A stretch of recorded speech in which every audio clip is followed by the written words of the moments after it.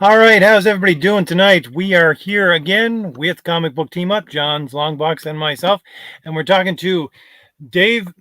Dave with Perfect 10, and what's the name of the second book on that Perfect 10 campaign, Dave? Powertrip. It's called Power Trip. Powertrip. That's what it is. There's so many books out there right now. It's so hard to keep track all the time. But I know. we've had Dave on a couple of times. He was on about 2 months ago, but he has open campaign on Indiegogo. We'll be showing a little bit of that in a few minutes. But for anybody who hasn't seen you before, Dave, on this channel or anywhere, can you give us a little rundown of Perfect 10 and the other books that are being sold with this campaign? Sure. Okay, so Perfect 10 is a superhero comic. It's basically superhero style. The books that we make, Powertrip, Perfect 10 takes place in the same world. It's all superhero material. Perfect 10 is the story of a synthetic being, a synthoid, a meta synthetic humanoid who finds herself in a war between two superpowered factions, of superpowered beings, right? And during this series, she finds out who she is, and what her role in this war is, and she has to make some tough decisions. That's a really cool story. Basically, 10 herself doesn't know who she is, right? So for new readers, Perfect 10 is a great series to step into the genuine universe because you get to learn what this world is alongside the main character. And then we have Powertrip, which is a anthology series which tells 3 shorter stories within the Genuine Comics universe, made by 3 different creative teams. That's the short version. Cool. So I think the Flying Dutchman, Shadow Lion, and what is the third one?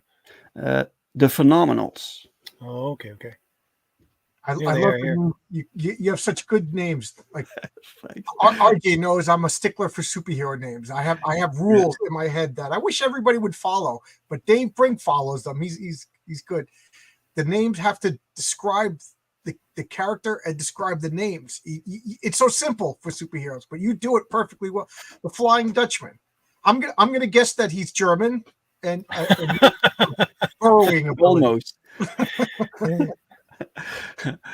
Very close by. Yeah, no, he's Dutch actually, but yeah. He's basically technically our Superman archetype allegory, because I kind of want to write Superman, but I can't write Superman, but I can write the Flying Dutchman, right? So and he happens to be from the country that I'm from. And that's very, very fun to write. I don't have plans to give him his actual own title. I don't think that's really necessary. He's just this presence within the Genuine Comics universe, but it was fun to make a short story with him. But he shows up in other titles. That's cool. I do like it. The costume looks really good. Like he just looking at him. He's the cape guy. He's the Flying Dutchman. He's the national hero. He's the powerful hero. I really dig it. I get such a kick out of it every time I see a new character that you create. A lot of fun. Thanks. Yeah, I was pretty pleased with the costume also, but some people don't like it for some reason. It's really hit or miss sometimes, What's on his belt? That's the Dutch lion. This the Dutch symbol and the color orange. That's also a national color. So that's right. I used to live in Nassau County, and that was founded by the Dutch. And the Nassau County Community College, their football team is the Lions. Right. So that's okay. I should have realized that. Okay, there you go. Perfect. You got a perfect symbol, a lion, and then he's this majestic lion of a superhero. I love that you do this so well. All the symbolism matches.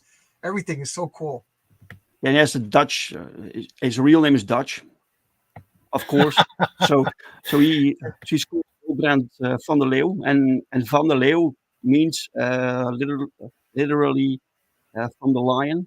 Oh, okay. but it's also a Dutch name. So Arnold Schwarzenegger in, I think it was, what was it, Commando? His name was Dutch. Yeah. Oh yeah. That is so cool. And what is that's the villain, the girl that? Yeah. What is her name? A Brisk. Brisk. Okay. She's a speedster. She's Yeah, like perfect. a teenager, so she's very young, and so this plays into this little story.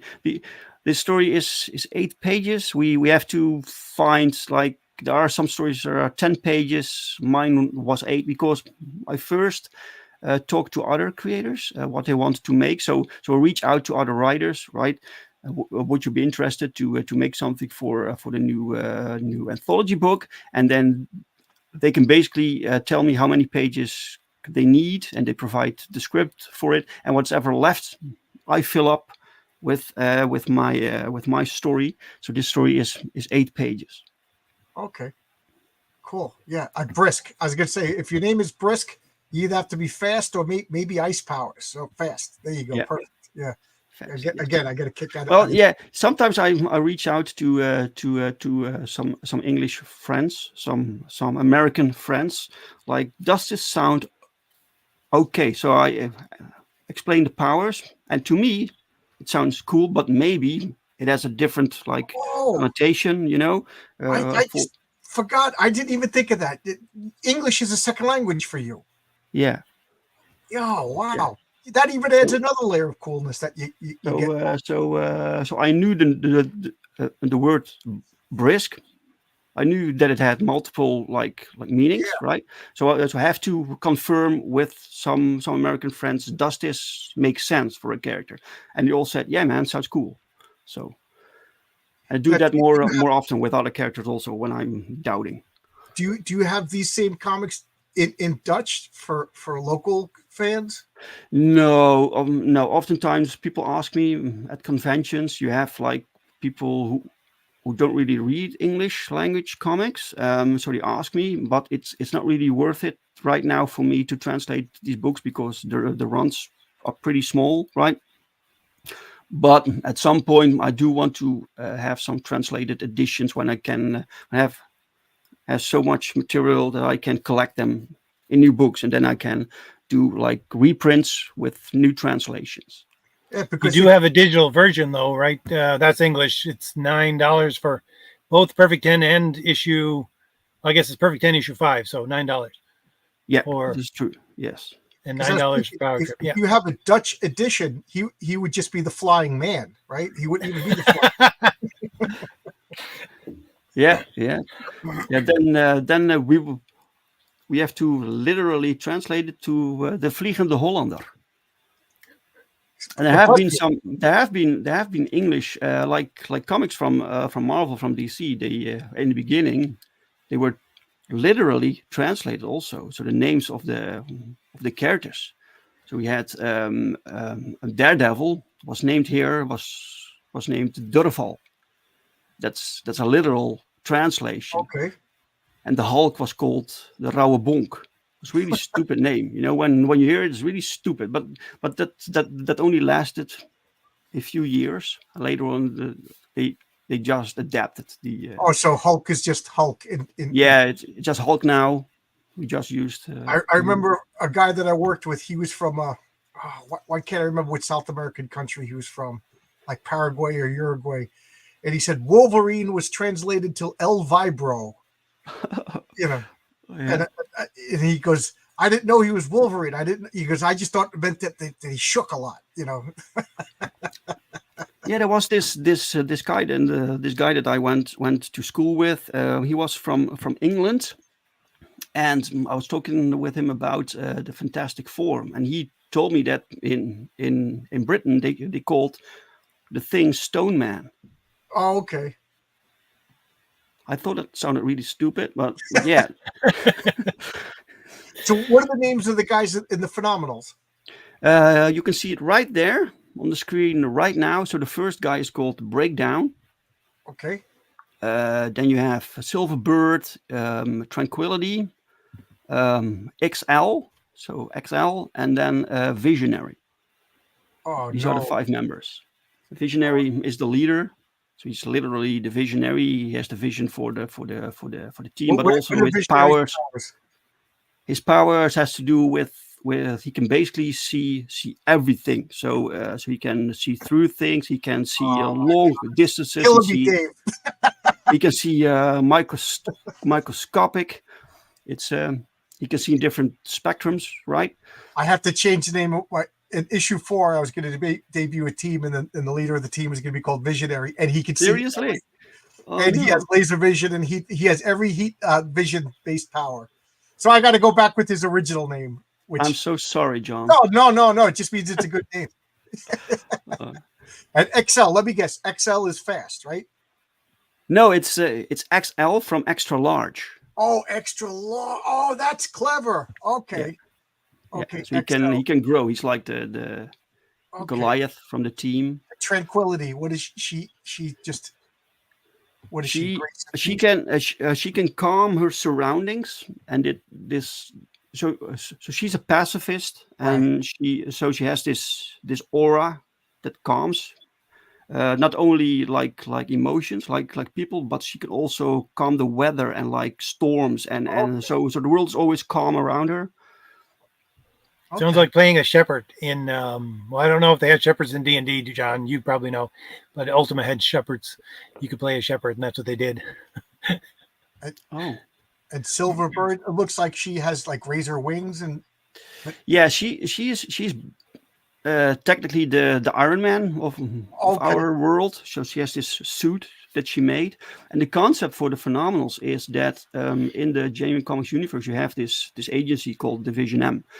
And they look over. They what do you call it?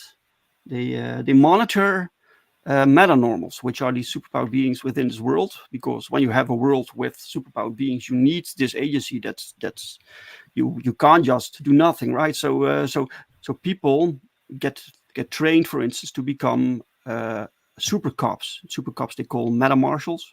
Okay. In this world, that's cool. Meta marshals, like that. That's cool. So you have this academy, but a lot of people never make it through the academy because they have like mental issues or whatever, or attitude problems, and some of these guys bonded together to form their own group, and these are the Phenomenals. So they don't really have official permission from the government to be superheroes, but they want to be superheroes anyway. So they don't have the backup. They don't have the resources from the government, right? So they're like free radicals. Oh, I tell you, Dave, me and you were on the same wavelength because my character Visionary was going to be the head of a team that have problems, and they're being watched by the government because they're problems. So they think they think they were selected because they're the best superheroes, but really they're being guided because they got weaknesses and deficiencies that need to be monitored. Holy shit. I swear to God, guys, John and I never talked about this. He knows nothing about this. Well, it just shows you that, great minds think alike. Yeah. RJ, your comic's good too. Gee, thanks, John. And I saw one of the comments. This looks like where'd it go? A lot of comments. It feels like the old days of early Image. I said that about your comics. The early days of Image, they looked great, but the problem was the story wasn't good. Whereas your comics look great, and I think the writing is phenomenal. So it blows away early Image, as far as I'm concerned. Yeah, I love the art. You have several different artists here. I think you're telling us, but all of the art looks beautiful. And this splash page you have at the very top, that's amazing. Yeah, thanks. That's so Perfect 10 is all drawn by Paul Rodriguez, colored by Daniel Rodriguez. And the the colors really pop too. Yeah. Same colors for me. I tried to steal them away from Dave, but he said, "Nah, Dave is too nice. He didn't stop working." Alex Verb says, "You're saying they have superhero Tard Wranglers?" Close. I don't want to give away the reason why this team is being wrangled, but close. I'm not even giving away the name because then next thing you know, Powertrip 3 is going to have my team name.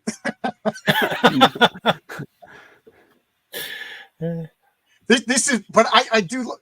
I joke, but in all seriousness, this is my favorite superhero universe right now. Wow! Because I can't pick mine. That's disingenuous. You know what I mean? And my comic's not out yet, so this is my favorite. The Valiant universe is good too. You're just slathering me with praise here tonight, John. Oh, by the way, Dave, you want to start another channel? We'll call it the Fifth Age. It'll be one age better than the Fourth Age. There you go. Yeah, sometimes I see like the superheroes, these creations from other like indie creators, and I'm like, why did I think of that? And right, don't all the time. I get so mad, Yeah, and then is a great name. First, she was the 10th specimen that was created, and she came out perfect. And then she's a hot blonde. It's perfect. It's the only, it's such a clever play on words. It's a great title. It is excellent. You know what I mean? And why didn't anybody think of it 20, 30, 40 years ago? It's so obvious in retrospect. It's perfect. Yeah, I don't know. Yeah, and I like what you're doing is she just comes out of the tube, and both teams are trying to tell her they're the good guys. So we don't know. She doesn't know. Yeah. And hence, it starts out right in the middle of the action, and we're figuring it out. It almost writes itself. It's so clever. Yeah, sometimes you have like stories that write themselves, but it also has a lot to do with knowing the characters. When you know the characters, you know the story. When you know the characters, their drive, the motivation, right? They figure things out. So when you put a character that you know in a certain situation, you basically know what they'll do, right? And you put a different character in the same situation, the story goes a completely different direction. So the characters, they create the story.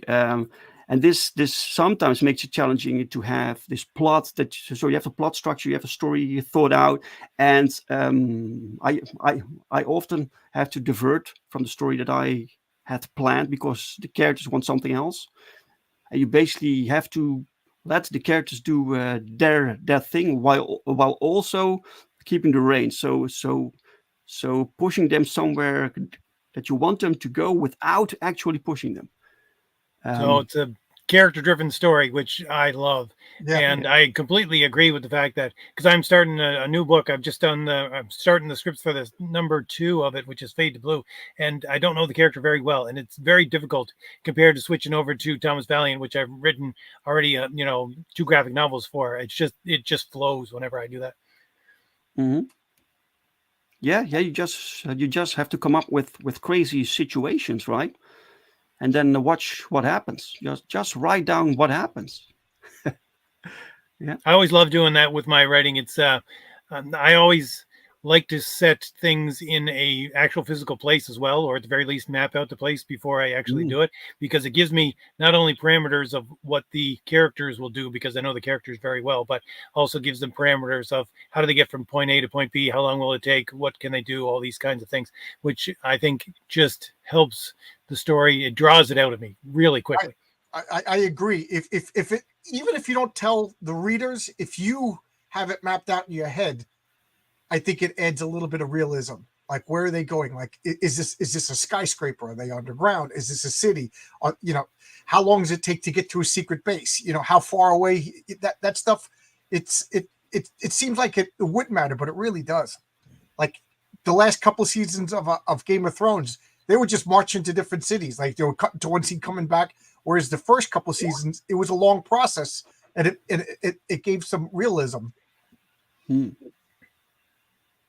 Yeah, this is the world of the problem when you have these bigger worlds with fantasy titles. You have to, because you want to move characters around. You want this character to be there, and you want this character to be there. But sometimes that just doesn't work. And luckily, with superhero stories, this is, to me, what makes writing superheroes a little bit easier, because you have all these crazy powers, and you can technically find the character with the right power that you need for that moment. Or you have this combination that like solves a situation in a unique way, because you have to make use of the superpowers, because it's a superpower it's a superhero comic, right? Right. So make the most of that. So I have this girl that can teleport, and that's such a handy story device. One of the reasons why I really love this double splash page is basically what John was talking about before. Your characters, your superhero characters, all look unique, but at the same time, like they belong in a superhero universe. You get some people who design characters that just don't fit, and they don't fit in a superhero universe. They don't look like they fit anyways. Yours always do. Yeah. Yeah. I want to have them like look a little bit ridiculous, like actual superheroes, like ideal bodies, colorful, tight costumes. They're attractive and good looking. What are you in alt-right? Yeah, Nazi? but sometimes I see people they make this comic book universe. Everyone should do their own thing, and they have their own style, but they make it more realistic, right? So not really the goofy costumes, but more like practical gear. And I don't really that doesn't visually excite me. Right. You want to have this colorful, ridiculous, like you have sexy woman with tight suits. It has to look good, interesting to look at. Not I like remember I was, before I met my wife, I was dating this girl and we were looking at Catwoman comics. And do you remember the old, I can't remember the artist, but Catwoman, she had the purple uniform. yeah from and Balance. high boots. What's that? The artist was called Balance. I forgot his first name. Yes, Mike. yes, Jim Ballant. Yeah. Oh, Jim. Yeah.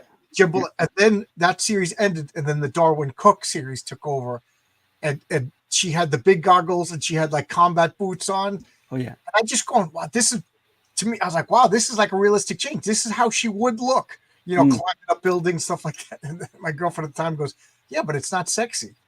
She goes, I don't want to see combat boots on Catwoman.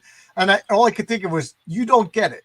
Of course, you don't criticize your girlfriend. And now looking back at it, I'm like, no, I didn't get it.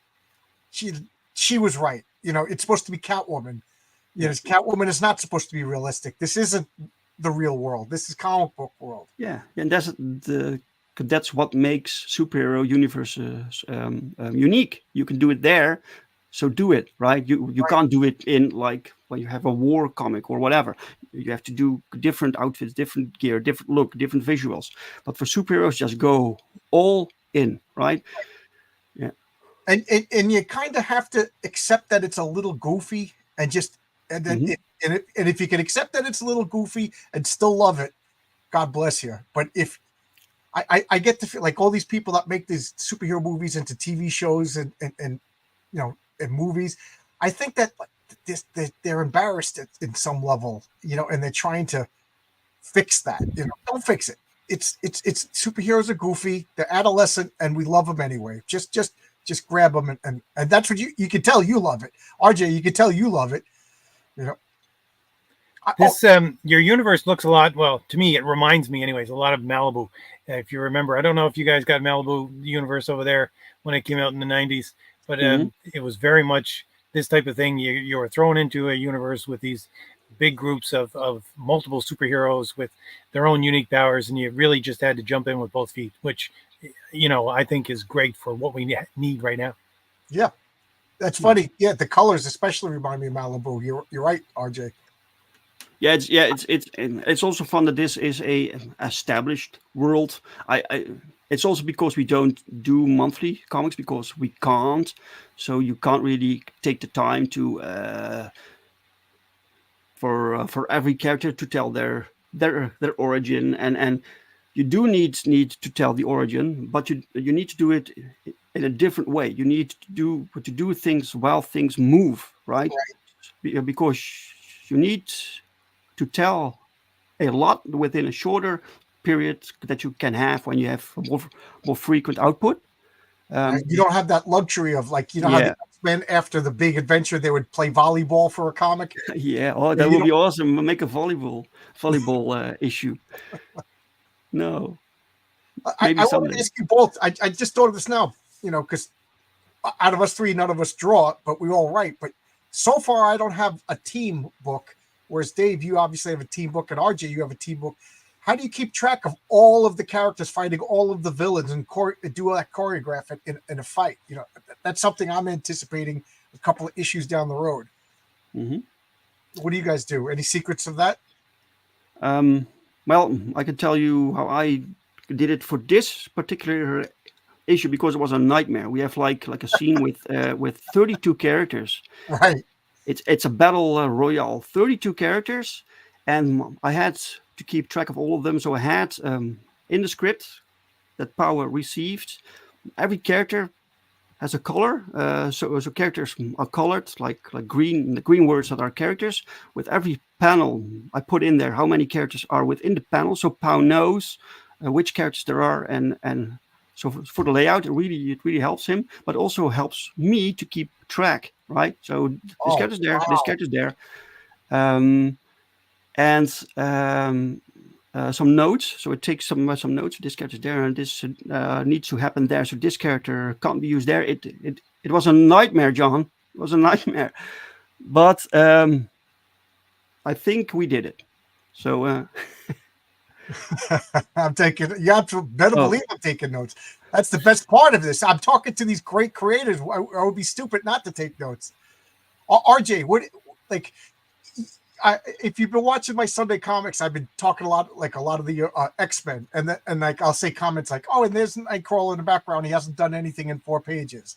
Like, have you ever done your whole battle scene? You get your art back, and you realize, you know, this guy is like, oh, he's just been posing in the background. He hasn't shot a laser beam. He hasn't thrown a punch. The way I get around that is I know where my chapter is going to end.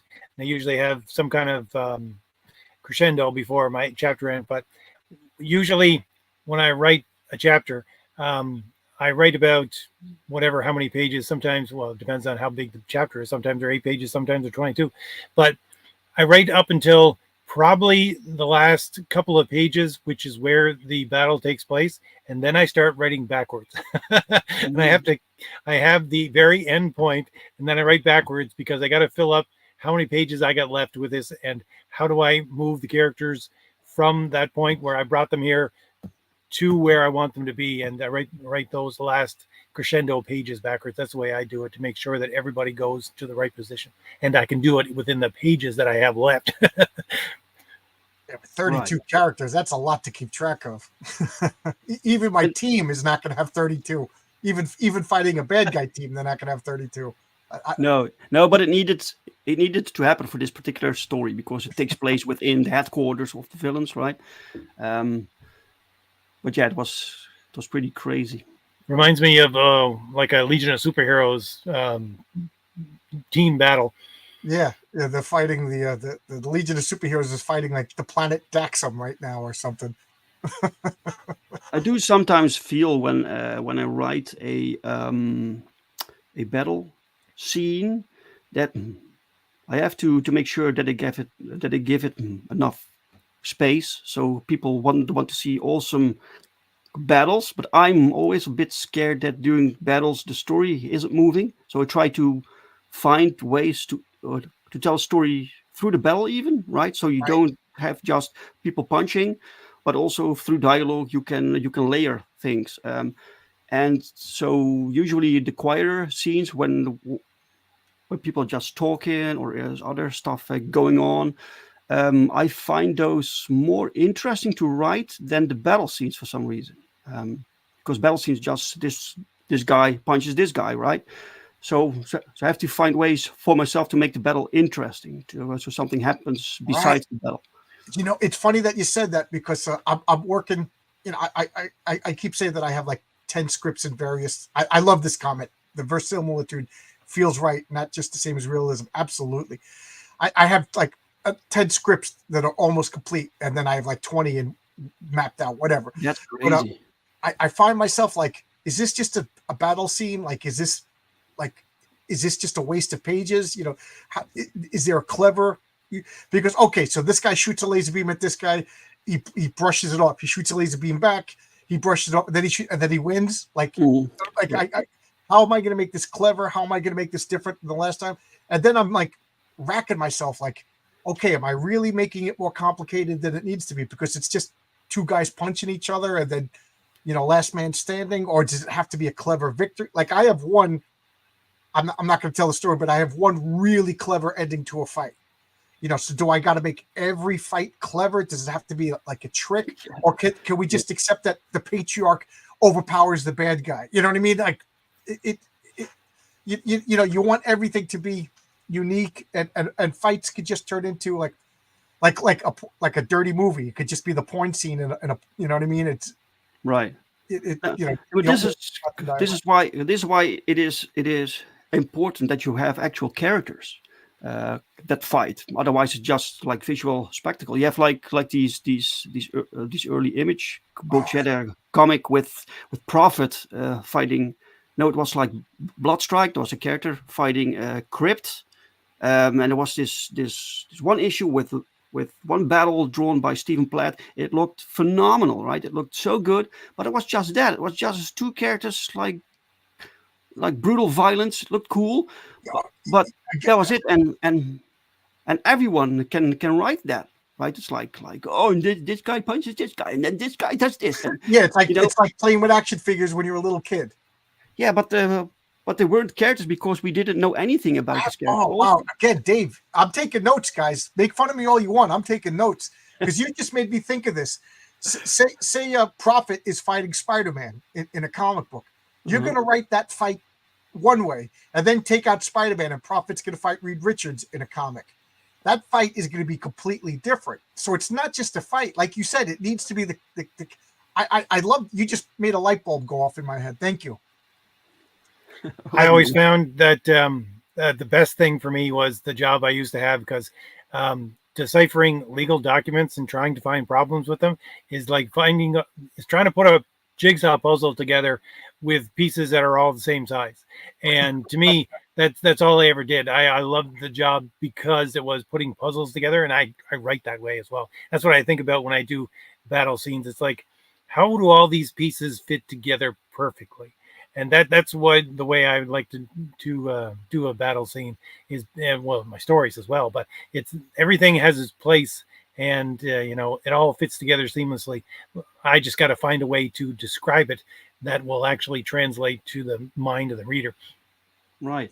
Plus you write RJ, you write a team book, right? Yeah. So this also means you have to give all these members their own moment to shine, right? You have this group dynamic. So when you write a battle scene, you sometimes there's one character that you don't really need, but you need to find something for them so they're part of the equation. Right. That became my joke. And here's Nightcrawler not doing anything again. A lot of those early X-Men comics, he was just in the background. That's funny. I was going to say, John, when I was growing up, I always thought to myself, though, if I had an actual superpower, it would be teleportation. That's the superpower I would want. It's the most handy in real life. Mm-hmm. By the way, do you guys ever look through these character descriptions of Marvel, for instance? You have like when you look up the X-Men, right? You can look up the power sets of all these members. I don't know, to be honest. I wouldn't know how to write a X-Men comic because all these characters have so many powers. They are so powerful.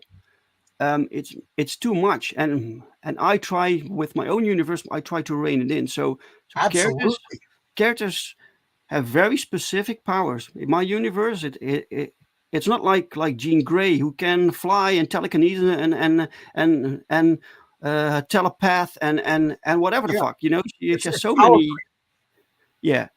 So I absolutely agree with you. I purposely limited the patriarch's powers. When at first glance, he seems all powerful. I'm doing this on purpose, but when you get the trading cards, you're going to see how limited he actually is, because that's more fun. It's more of a challenge. I think it would be more fun to write a Nightcrawler comic than it would be to write a Jean Grey comic, because then you have to be clever. This guy, we all know Nightcrawler can't get shot in the face. That's the end of him. Jean Grey can get shot. She could read the people's mind. Yeah, I think it's more that. I think that's why everybody likes Batman over Superman these days. Even though, let's face it, Batman is beat up everybody, you know. But theoretically, Batman is just a man. Right. I always do. Not only that, but I add the extra layer of the fact that if I have a female character, the female character has to have a power set that's actually going to make sense with her being a female. So I have Farrell, and she gets some limited invulnerability, so she can go into a battle. But I also have Phantasm, and she can turn incorporeal, and she turns incorporeal so much because she gets hit in a battle, she's dead. Right, so she just stays that way almost all the time. Whereas another character who can have teleportation disc, she wears chainmail underneath most of her clothes and stuff like that. You know, it's got to make sense not only for the fact that with these characters and their power sets, but who they are and what kind of personality they have, and even if they're male or female. Yeah, that's so true. Greg says superheroes have whatever power they need for the plot. I hate that. Oh my God, I hate when a superhero just pulls whatever power, you know. And Stan Lee wasn't above that. If you read a lot of early Fantastic Four, the Human Torch made fire illusions. He made fire stethoscopes. You know, that kind of hokiness went away over time. Spider-Man made a web hearing device so he could listen into people's conversations while swinging across. You know what I mean? But I hate that. Yeah, like the Patriot, when they come up with when they come up with really creative ways to use their powers, that can be cool, but you have to be careful because at some point you create so much that they can do everything. They can solve every problem, right? You don't want that. Well, the creative use of a well-established cool power is one thing. Yeah, but like all of a sudden, like when Superman pulled that S off his chest in Superman 2 and threw it, everybody was like, what the hell was that? You know what I mean? Where did that come from? What? You know what I'm talking about in Superman 2? Oh, wait. Oh, from the movie. Yeah, the movie, when he pulled the S off his chest and he threw it at them, and where did that come from? He's never I don't remember that scene. Yeah, well, good. It's the only bad. I've just developed a new power that just fits the bill, Alex says. Yeah. Right. Yes, Michael Mertrosky. Superman used to shoot small versions of himself out of his palms of his hands back. Yeah, Superman could do anything at one point. You know. Oh, that's nuts. That's crazy. Yeah. All right, we're coming up at the half-hour mark. I want to play the trailer for your graphic novel. It's or your book, so that everybody can see a little bit more of what it's about. So I'm just going to play, although I only have the volume through the page, so I'll have to be quiet while this goes.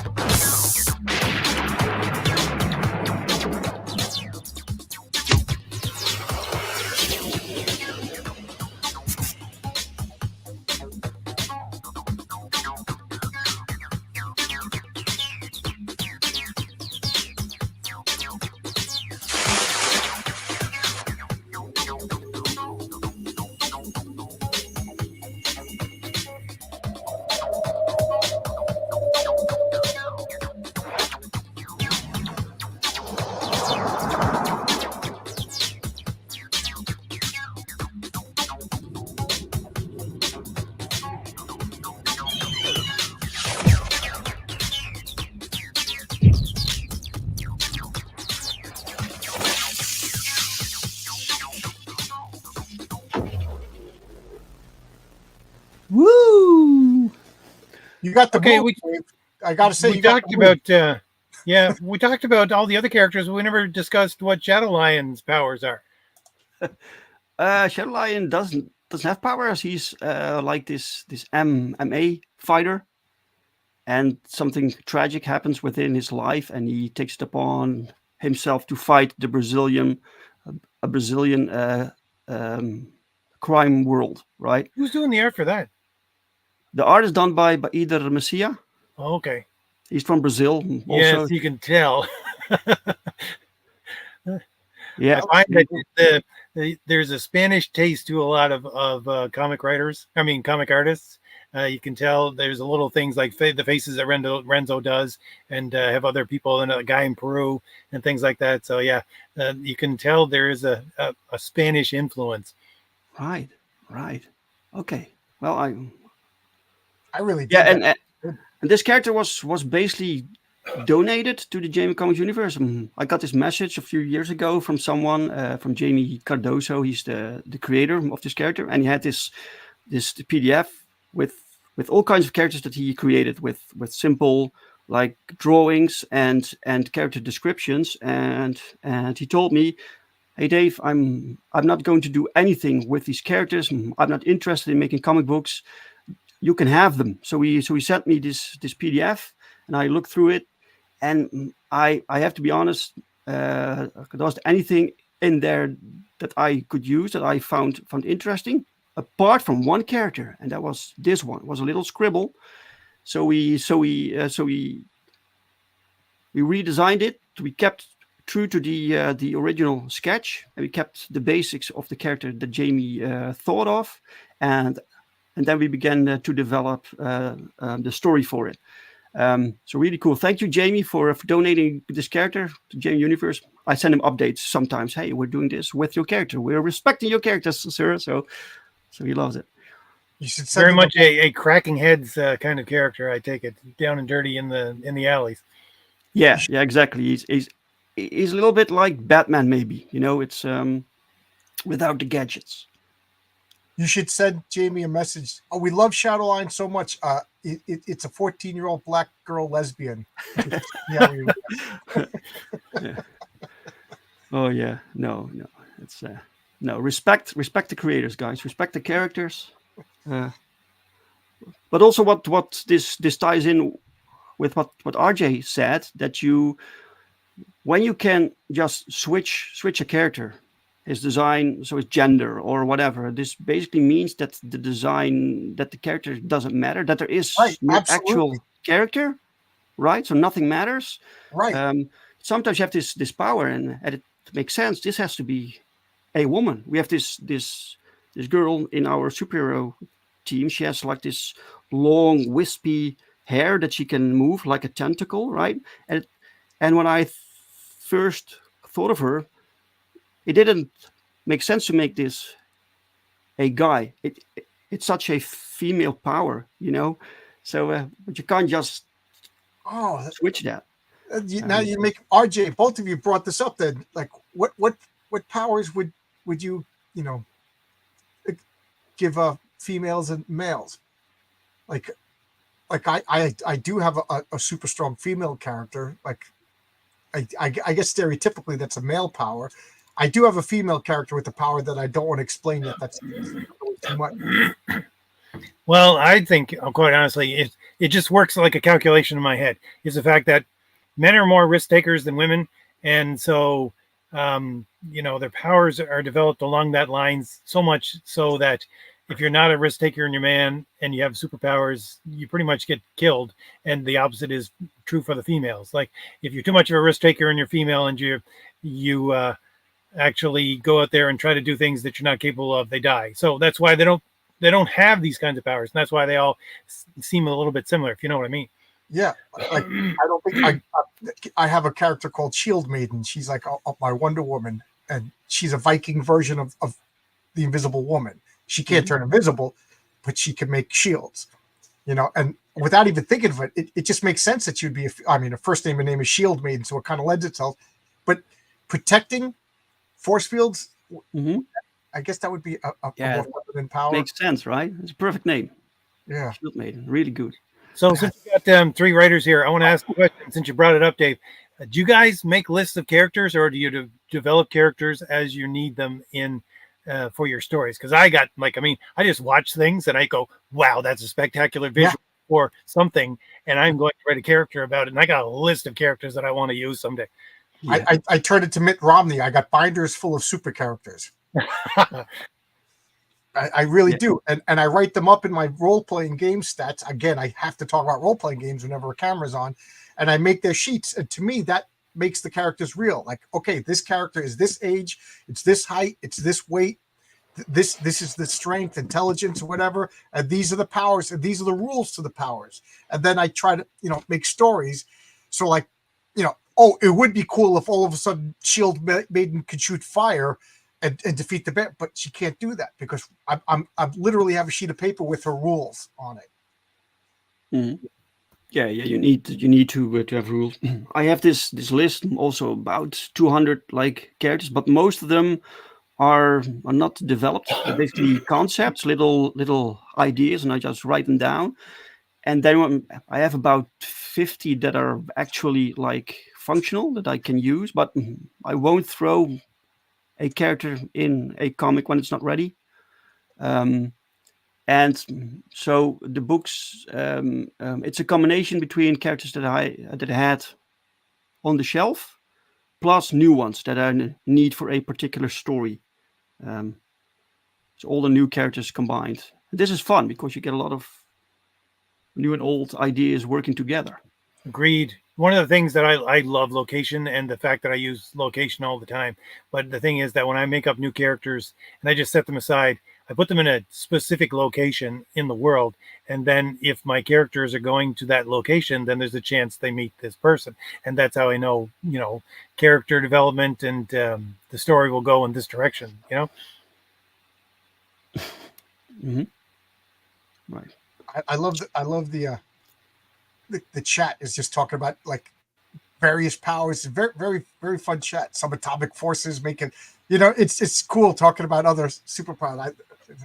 I love the fact that also the conversation going on. There's also something about powers and about teams. RJ also writes this team book, right? And I create teams to be a team. I'm very particular about power sets that they need to complement each other. Okay. And this is, for instance, why I'm not a fan of the Justice League, because the Justice League is basically like the most popular characters thrown together. So the team dynamic, to me, the power sets, the balance there, that's a bit off. You have like a lot of powerhouses. You have Superman. Why is Superman? The Superman makes the rest of the team redundant. Yeah, why? And then you have the Flash. You have so two of the fastest characters together. So it doesn't make sense to me, this entire team. So every character to me needs to have a specific power that contributes to the rest of the team, right? Yeah, I agree. I mean, the Justice League were one of the first because they were created haphazardly and then thrown together. Then they made the Fantastic Four as a concept team, and that I think. Yeah, and Fantastic Four works. That's why that's such a fantastic combination. They don't step on each other's toes. Exactly. Yeah, and then the original X-Men, same thing. They were created together. Same with the Doom Patrol. They were all unique. But I always agree. Like I've been collecting the old Justice League. I'm up to issue 13, and I do laugh whenever I read the Justice League because I'm like, what good is Martian Manhunter? Martian Manhunter is just green Superman, and Superman is Flash plus other stuff, and then Aquaman is driving the spaceship. You know what I mean?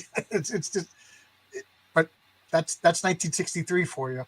Yeah, but it also makes it more difficult to write. That's what I mentioned earlier, that I find it very difficult to write a group with such powerful characters together. What you're gonna do, right? Throw gods at them?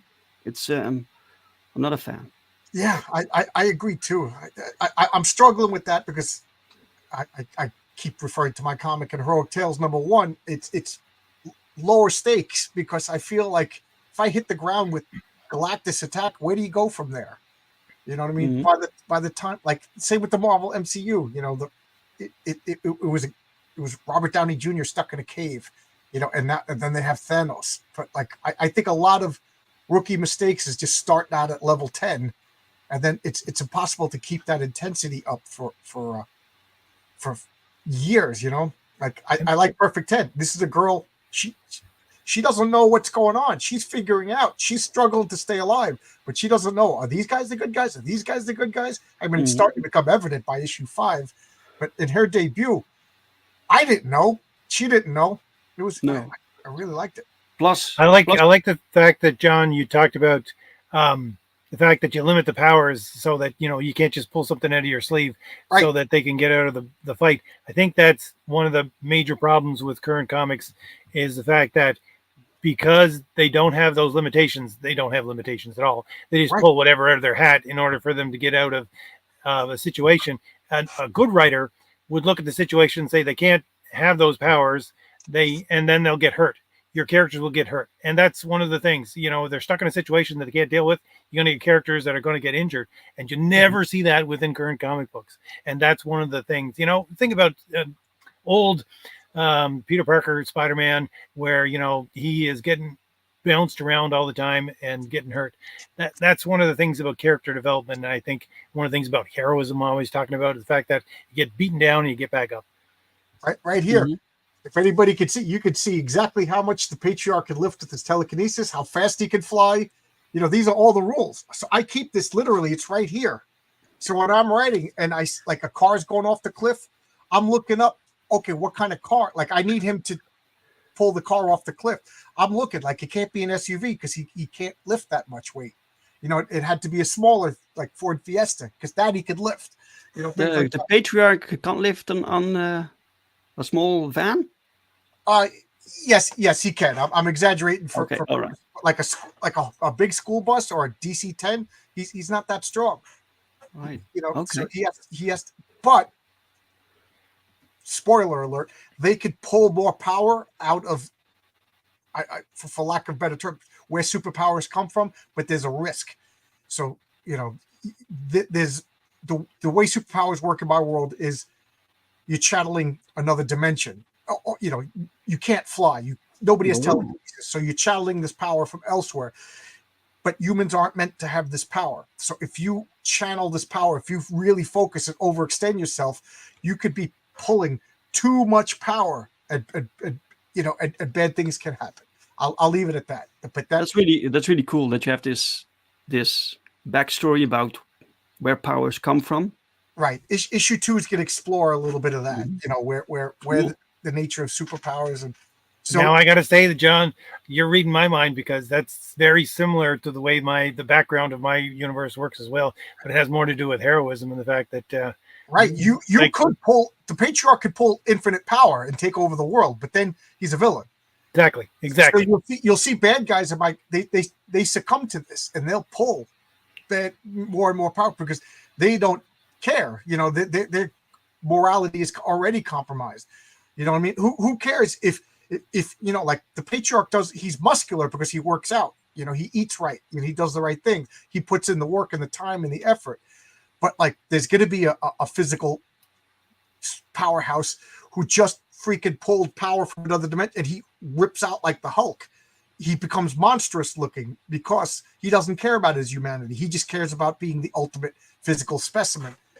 To the point where, let's be realistic. If you saw a guy with Hulk proportions walking down the street, you'd be like, oh, geez, this is freaky, So, yeah, every time I talk, I spoil my comic, but you guys, but anyway, long story short, I have rules to all my characters. So, and I refer to my rules. I can't do this. It's not. You need rules. But the rules also need to be clear for the reader. To the point where if you get my cards, it'll have a shorthand version of the rules because I got to fit them on a 3x5 card. Right. Yeah, this is why people can get a bit antsy when they have like series or comics and characters do what they really can't typically. So you have to have certain boundaries. From and within those boundaries your character functions, but you go beyond that and things don't feel right. It feels like cheating. Right, especially like sometimes I think with superhero it's too easy to pull a wild card out of the deck and throw it into play, because whatever, the Sentry could do that. So all of a sudden, boom, just throw in an extra power. Get yourself out of a corner. Just don't write yourself in that corner. You know? Superman a few years ago. So you have new writers, and I get that you have a new writer, and they want to put their mark on the character. They want to be part of this growing lore of the character. And then a few years ago, I don't know who the writer was. They gave Superman this new power that he could solar flare or something it was called, that he could like expel all his absorbed solar energy, right, and create this massive blast. And you never did that before in history of comics. And I'm like, why would you do that? It's such a character breaking device mechanic. Now It's canon, right? Now, if I was to do that, I would make it that Superman's just a normal person after that, because he expelled all of his solar energy. So that is something, maybe he always could do it. I'm just spitballing over here. If I was to do that, he wouldn't do it, because now he's weak. Now Lex Luthor could just come up to him and slap him around. You know what I mean? Because there has to be a logical consequence of pulling a trick like that. Well, maybe. I think that actually violates the rules set down by John Byrne when he recreated him after Crisis, because there was an issue there where somebody figured out that he gained his power from the sun. I can't remember the villain, and he tried to chase him around the world so that he was in darkness for, an entire day or two. And then he basically beat the villain, saying, this has been years and years in making that I've absorbed the sun. Yeah. So anyway. Yeah. Right. The solar flare was the beginning of the end of Superman. Vaz says, thankfully I missed that. I don't know. I'm a big Superman fan, and I think Superman just gets constantly mistreated by people who either don't understand him or just they want to put their stink all over him. Either way, you don't do it. Superman to me is it's like an American icon, like Johnny Appleseed. There's just characters that they reach this level, and you got to treat them with reverence and respect. And Superman is one of them. Well, it's probably also will be that list someday. It's probably also the consequence of the fact that these comics, that this character exists for so long, and every month you have to make a new comic book, and so at some point, what you're gonna do? You've told every story, you've done everything, right? And I think at some point characters just need to retire. That's it. So tell the best stories, retire them, and then you have a new character that you can tell awesome stories with. I like what you said you do with the Flying Dutchman. You like that character. You told a cool story, but you kind of want him as a presence in your world in the background. So when Flying Dutchman shows up, that's going to be like things just got real. Flying Dutchman. Yeah, he shows up in Perfect 10 book 4. But I could technically write a series for the Flying Dutchman, but I rather write series about stories that I have already in my head. Right. So you make a story because you have a story, not I have this character, and then you start to write a story around it, which you can do, which is perfectly fine. But to me, the priority is the stories that I have, right? So when a character comes with a story that I actually want to tell, then they get their own title. If not, there is presence within the universe, and I can tell a short story or just show them somewhere. They're still there, but they don't really need their own title. Yeah, I like that. Do your comics, are they aging in real time? No, they're always beautiful and RJ, does Thomas Valiant age with the years? Well, the funny thing about my books is if some people may have noticed, may not, but on the front cover, I don't give the date as to when the thing comes out. I give a timeline. And so that way you can read them in chronological order if you want to read them. If, I get, dozens and dozens of them after a while, it's like, where in this universe does this exist? It's just look at the cover, find out when the timeline is. But the thing is, with my books, we're still in timeline 2021 right now. So that's we started there with the Thomas Valiant #1, and Thomas Valley number 2 is one says fall or one says spring and the other says fall. So we're still in the same year, and then we're going to get large time breaks after a while. Which yes, they're going to age in real time. But again, the thing about superpowers and about the fact that you go in and out of these, what I call, it's basically like a Celtic otherworld in my versions of it. Time gets mixed up that way, and there's no time travel, but there's a mixing of time. It's like the old Celtic idea of the undying lands, where you go and you don't die, right? A guy who could stretch. I guess it's kind of hard to see the age lines on him. Exactly. and a shield maiden in Immortal Valkyrie is. But let's face it, I'm not going to be making comics for 70 years. I wish. So my characters are going to age in close to real time, because I don't want anybody else writing my characters but me. I mean, I hope that would be great if it takes off. So, if I do come, I'm 56 years old, 10 years. I think my characters can age 10 years without ruining the characters. Right.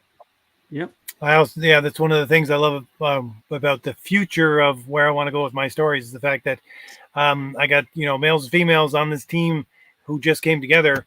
Which one is going to end up with who, and is it, if they age in real time and they age out, then somebody's going to become a family. You don't know who it's going to be, right? That kind of thing. That's the future, and I think that's the way like Spider-Man should have been handled, and that's why I think that's really where I want to go with my universe as well. Clone myself. Okay, there you go. I think I would hate it. Close. Yeah. Cloning myself. I have to deal with I'm a jerk. I don't want to deal with me. Well, we've hit our hour, and I like to keep people only for an hour. Keep them wanting more. That's what I always say, Dave. And plus, John has to get to bed. I don't know.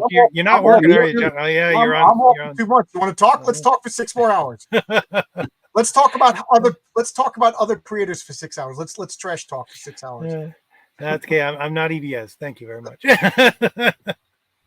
All right. Well, it's been a wonderful, wonderful conversation with you two guys. Thank you very much, Dave, for showing up. And thank you, John, for everything that you brought up.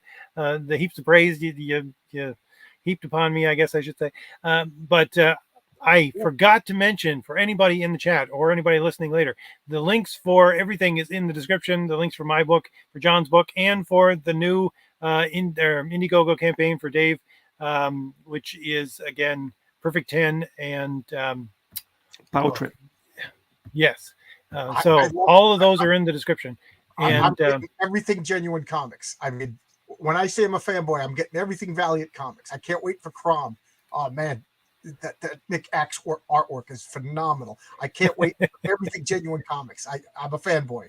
Can't wait. Got to get it all. All right. Well, thank you very much for everybody for showing up in the chat. And sorry for cutting you off, Dave, but I will give you the last word. Oh, right now? Yeah. All right. RJ and John, I wanted to thank you guys for having me on today. Thank you, chat. If you're back, by the way, if you're back, we have this early bird rewards going on. It's only active the first week of the campaign, and we launched Saturday, so you have up until Friday, so 3 days left to get this print collection. This is drawn by Pow. These will be 3 prints that will be added to your order. It's also digital. So if you buy a digital tier, you get a file. You can print it whatever you want. And so 3 days left, guys. Please share the campaign with other people. And thank you all so much for the support. Can't wait to read this. All right. Well, thank you once again. And thank you, everybody in the chat, and everybody who's going to be listening to this tomorrow. So I will see you guys all later. And it was wonderful talking to you again. All right. Bye. Bye, guys. Bye, everybody.